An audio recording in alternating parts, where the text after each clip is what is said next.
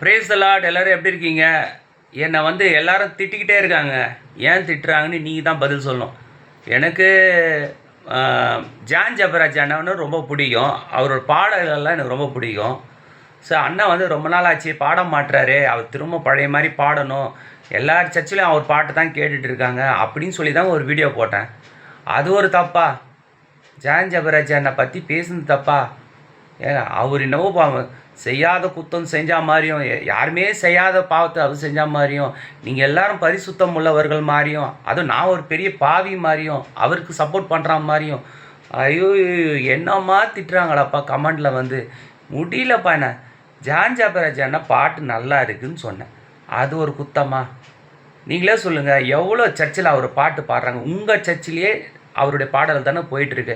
என்னோடய சர்ச்சிலே காலையில் போனாலே ஆராதனை ஆரம்பிக்கிறதுக்கு முன்னாடியே சும்மாவது அவர் பாட்டை போட்டுட்டு அதுக்கப்புறம் ஆராதனையிலையும் அவர் பாட்டு தான் பாடுறாங்க. அவர் பாட்டு பாடுறது ஒரு குத்தமா? என்னப்பா பண்ணுறது? எனக்கு என்ன சொல்கிறதுனே தெரியல எனக்கு. ஜான் ஜபராஜ் அண்ணன் நல்லா பாடுறாரு, அது எல்லாருக்கும் பிடிச்சிருக்கு. அவர் குடும்பத்தோடு நல்லபடியாக இருக்கணும் அப்படின்னு எல்லோரும் ப்ரே பண்ணுறாங்க.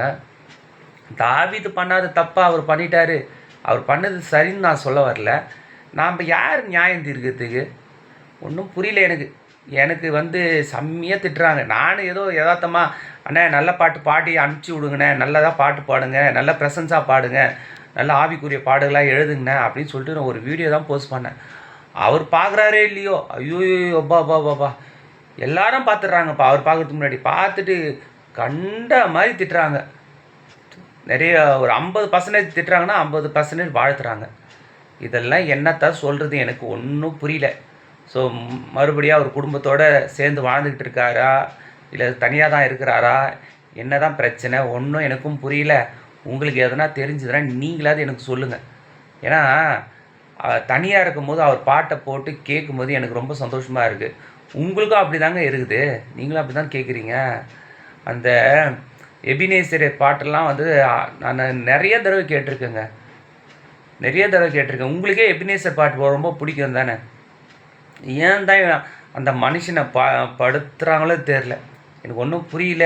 உங்களுக்கு எதனா புரிஞ்சுதுன்னா, இந்த உலகமே இப்படி தானா அப்படின்னா விட்டுணும் பொழுது. ஸோ ஜான் ஜபராஜ் அண்ணா சீக்கிரமாக பாட்டு பாடணும். அவரோட பாடலுக்காக நாங்கள் ஈகலாக காத்துட்ருக்கோம்.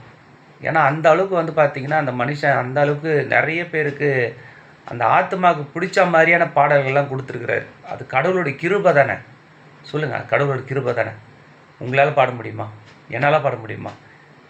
எல்லாருடைய வாலிபர்களுடைய எல்லாருடைய மனசையும் கவர்ந்த மாதிரி ஆண்டவருடைய மனசே கவர்ந்த மாதிரியான பாடல்கள்லாம் அவர் தான் எழுதியிருக்கிறாரு.